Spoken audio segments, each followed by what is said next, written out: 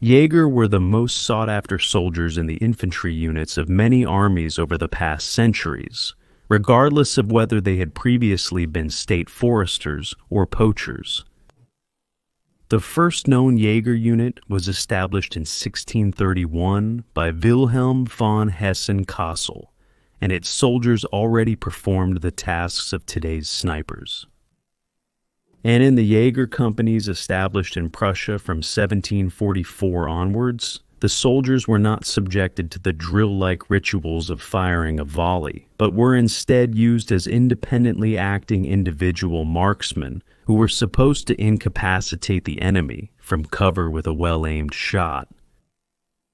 The psychological effect of suspected snipers in a section of the front is demonstrated by a story from the First World War, which is still told among soldiers today. It originated in the English Army after, during the first 2 years of the war on the Western Front, countless soldiers of all ranks had fallen victim to German snipers, and it was initially assumed that they had been killed by ricochets or stray projectiles. It was only when telescopic rifles were increasingly spotted in the German trenches that people became aware of the danger and, for example, warned groups of English soldiers not to light their cigarettes at night with just one match. Because if the match flared up to light the first cigarette, the enemy sniper would have spotted their position, would take aim when the second cigarette was lit, and would fire when the third was being lit. However, this is just as much a legend as many of the things you can find on the internet about snipers during the formation of the Wehrmacht from 1935 onwards. For example, that this type of combat was initially considered sneaky by the leadership, and was therefore rejected for ethical reasons. Here, for obvious reasons, it seems to me that a post-war writer let his imagination run wild. But since almost everything is now copied or adopted without verification, even such claims become true. The training of the infantrymen in the Reichswehr, established from 1921 as the 100,000-man army, was so comprehensive that you could practically call almost every one of them a sharpshooter. And of course, as in 1926, there were also sharpshooters in the infantry squads.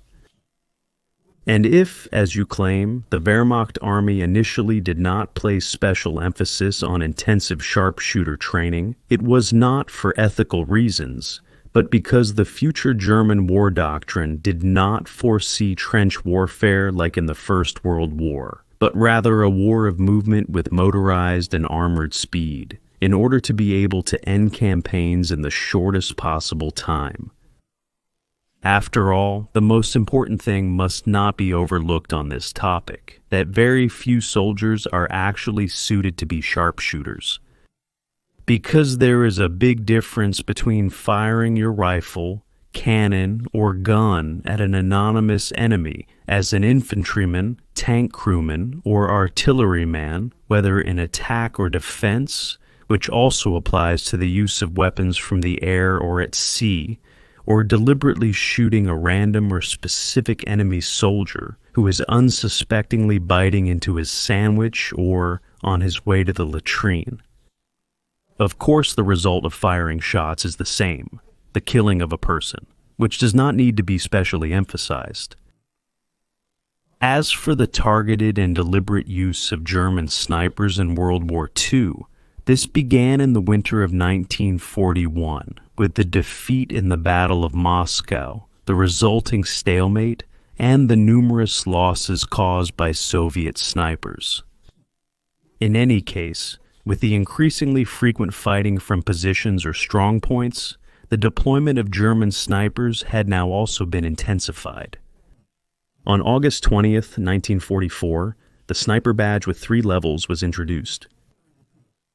However, the high command of the Wehrmacht had already issued an order 4 months later, at the beginning of 1945, that the badge was to be removed before possible capture, because previously Soviet soldiers had immediately shot captured German snipers. When the Wehrmacht began to build a sniper organization, they also used experiences from the First World War, in which at least 2 Bavarian soldiers were particularly successful in this type of combat: Georg Herrenreiter and Georg Josef Mühlberger. Before introducing them, it must be noted that there are no longer any records about possible successes of other German snipers in the First World War, because the Prussian military archive in Potsdam was almost completely destroyed during the bombing raid on April 14, 1945. However, the Bavarian War Archive still exists. But now, let's move on to the 2 protagonists. The first was Georg Josef Mühlberger, who was born on July 29, 1880, in Polisham, Upper Bavaria. This tough fellow had already made quite a career for himself at a young age, with brawls, bodily harm, and intense poaching. He must also have once left his unit without permission during his military service in the Royal Bavarian Army, but this had no further consequences. However, his poaching had reached such a scale that the Traunstein Public Prosecutor's Office was searching for him and had offered a reward of 400 marks for his capture. As a result, Mühlberger Sepp had prudently fled to Switzerland and later worked as a hunting assistant in Tyrol. But when the First World War broke out on August 1st, 1914, he volunteered for military service in the 9th Company of the Royal Bavarian Reserve Infantry Regiment No. 12, which was then deployed in the sector between Neuville-sur-Vast and Écurie, north of Arras in the Pas-de-Calais. Here, Mühlberger revealed to his company commander that he was a poacher wanted by warrant, but also a brilliant marksman, whereupon his pragmatic captain assigned him as a sniper. Then, on November 24th, during a Wilsvass attack involving the regiment, Mühlberger, despite heavy enemy fire, stood on the edge of the trench and hit 45 French soldiers. A day later, another 25, including an officer. Mühlberger himself was only slightly wounded and was then awarded the Prussian Iron Cross Second Class, the Wounded Badge in black, and the highest Bavarian war decoration for Bavarian non-commissioned officers and enlisted men, the Bavarian Medal for Bravery in gold. After a head wound from a shell fragment, Sepp was in the hospital until June 15th. Then he was trained in a sniper course, after which, barely back at the front, he was able to score 14 more hits. But then, during a home leave on September 5th, 15, he was so badly injured in a knife fight in Rosenheim that after his recovery he was no longer fit for frontline service and was instead transferred in June 16 to Balloon Platoon 261 of the Field Airship Division 66B. However, the after effects of the knife fight were so lasting that Mühlberger was temporarily discharged from the Army on April 17th, 17, in order to take up civilian work.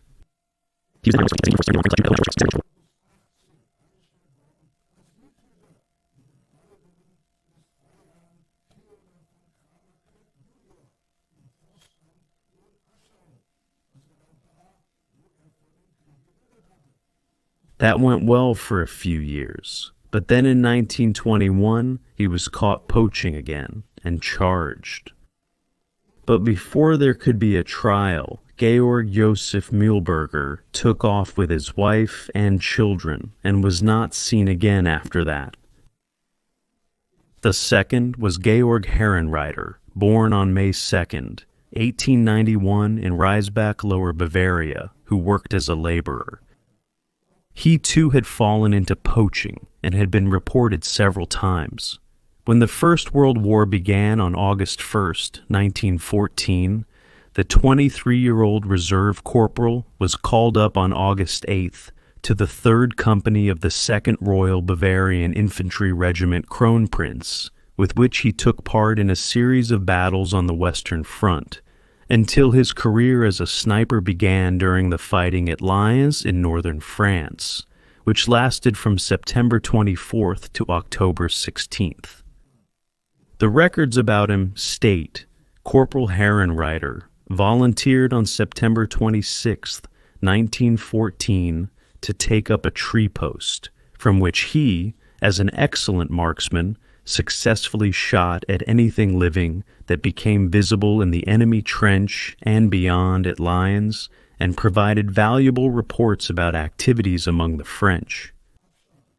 He shoots many enemies, also reports enemy artillery and columns, and directs his own artillery fire there. Georg Herrenreiter had at least 121 hits as a sniper. Other numbers go up to 150. For that, he was awarded on October 15, 1914, with the Prussian Iron Cross Second Class and the Wounded Badge in black.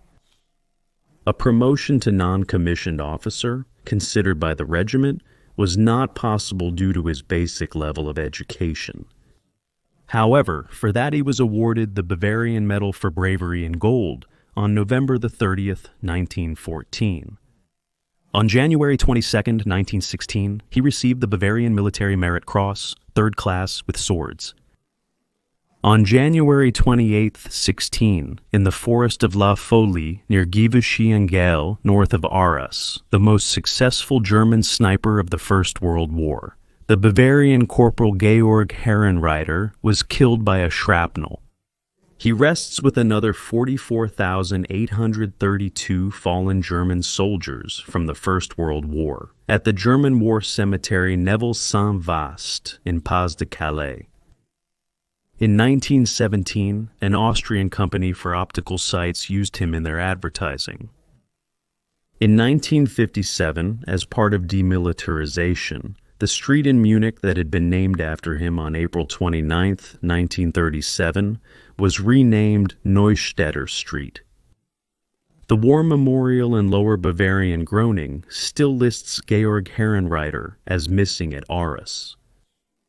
It should also be noted that not only the two Bavarian soldiers, Mühlberger and Herrenreiter, were awarded the Bavarian Medal for Bravery in Gold, but also the ducal hunter and reserve corporal Leonhard Schober, who was born in Scharling between Rodach-Egern and Creuth, and in 1915, the forestry assistant and vice sergeant Wilhelm Bittner from the Nuremberg area of the 7th, who received the medal in silver.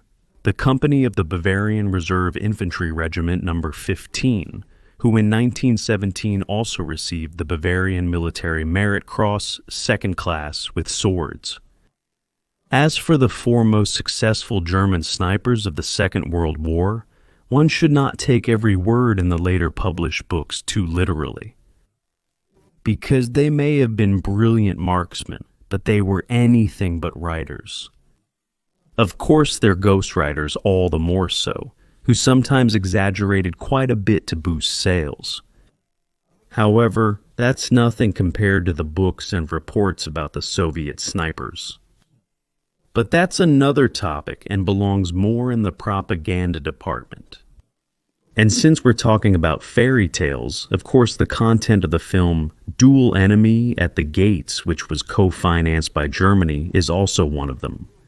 Although, who's surprised, the film sponsored by German taxpayers' money through film funding didn't even manage to have a German lead actor.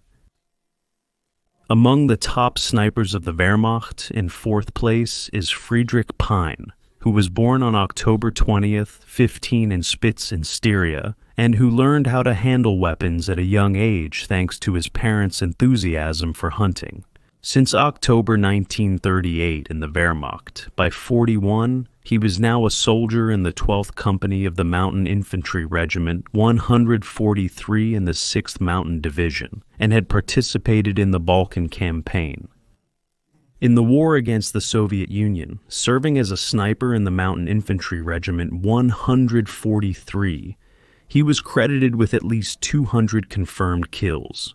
At the beginning of 1944, Oberjäger, just like Unteroffizier Payne, was transferred to the 2nd Company of the Jäger Regiment, 227 in the mainly Austrian 100th Jäger Division, with which he was taken prisoner by the Soviets in Silesia in the spring of 1945. Friedrich Payne was awarded the Wounded Badge in silver after being wounded 3 times, in 1944 with both Iron Crosses and the Sniper Badge in gold, in 1945 with the Close Combat Clasp, and on the 28th of February for his 200th confirmed hit with the Knight's Cross of the Iron Cross. Senior hunter Anno Domini Friedrich Pine died on the 14th of February 1975 at the age of 59 in Murek, Styria. In third place on the ranking list, with 209 confirmed kills between 1944 and 1945, is Bruno Sutkos, who was born on the 14th of May, 1924, in the now abandoned town of Königsberg-Tannenwalde in East Prussia. Due to his father's Lithuanian citizenship, it took until 1941 for Bruno to be able to acquire German citizenship. Already at the age of 18, he received pre-military training with small-caliber rifles in the SA. Because of his above-average shooting results there, he attended the sniper school in Vilnius, the capital of Lithuania, from August 1st to the end of December 1943. After that, he served in Grenadier Regiment 196 in the newly formed 68th Infantry Division, which was deployed in the Corwell area, where he achieved his first confirmed kill in May 1944. Half a year later, on November 25th, the Wehrmacht report stated, "The sniper Sudkus in Grenadier Regiment 196 has shot 125 enemies within 5 months." In total, Corporal Sudkus achieved 209 confirmed kills in 6 months of frontline duty, which, due to the very short period of deployment, makes him probably the most successful sniper in the Wehrmacht, even though 2 others can claim a higher number of hits. The short period of deployment was due to his severe injury, after which Sudkus was transferred to a sniper school as an instructor in January 1945. He was awarded both Iron Crosses in 1944, the Wound Badge in black, the Sniper Badge in gold, and the Infantry Assault Badge in silver. On March 1st, 1945, he also received the Silver Wound Badge. He may also have been nominated for the German Cross in gold, the Honor Roll Clasp, or even the Knight's Cross, but there are only verbal accounts of this. In 2004, his book In the Crosshairs Diary of a Sniper was published, in which he also describes his post-war fate as a member of the Lithuanian partisan movement, which existed from 1944 to 1953, fighting against the Soviet occupation, his capture, the torture, the deportation, and forced labor. After the amnesty negotiated by Chancellor Konrad Adenauer for many Germans imprisoned in the Soviet Union, Sudkus remained a forced laborer in Siberia until 1971, until he was allowed to return to Vilnius after 22 years. After the fall of the communist regime and Lithuania's independence in 1991, he became an advisor to the Lithuanian army. After acquiring German citizenship in 1994, Corporal of the Reserve Bruno Sudkus came to Germany in 1997. He passed away in Bavaria on August 29, 2003, at the age of 79. With 257 confirmed kills, Josef Allerberger, who was born on December the 24th, 1924, according to other sources, on December 26th in Sitzenheim, near Salzburg, Austria, ranks second.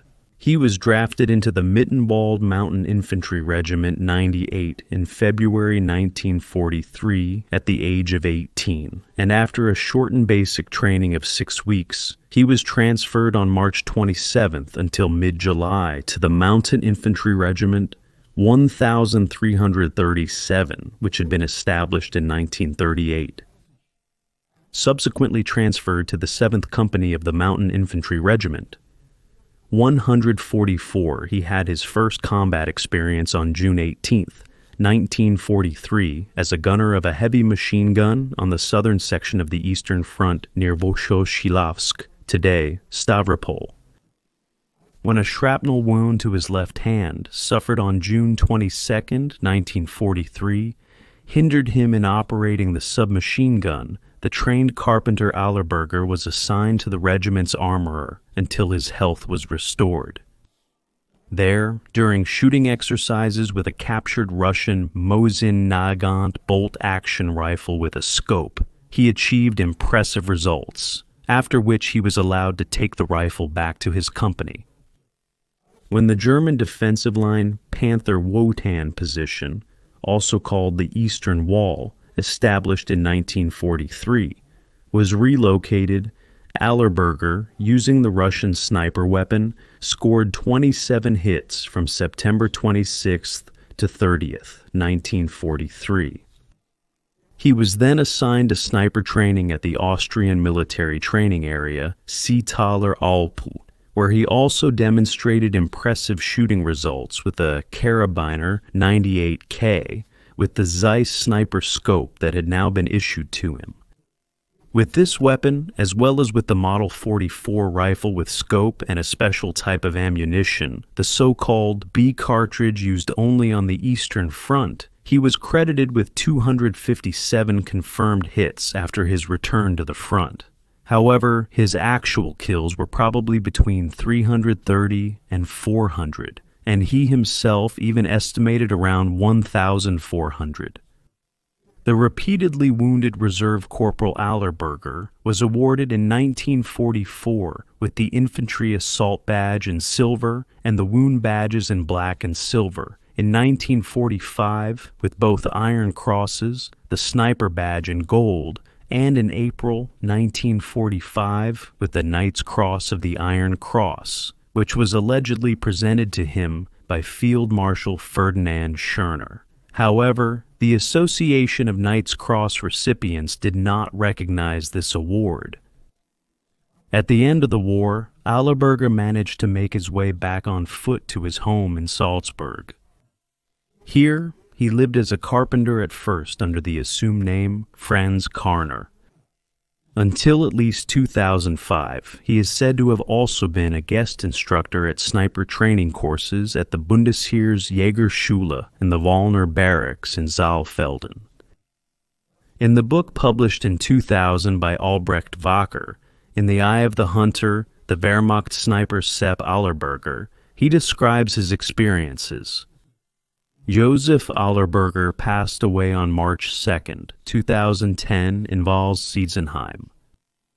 Unchallenged with 345 confirmed kills, in first place is the former Reserve Corporal Matthias Hetzenauer, born on December 23, 1924 in Brixen im Thale, Tyrol. After finishing elementary school, the farmer's son was drafted in September 1942 to the Mountain Replacement Battalion 140 in Kufstein. After basic training, he was discharged, but then drafted again in January 1943 and trained on the 3.15 inches mortar.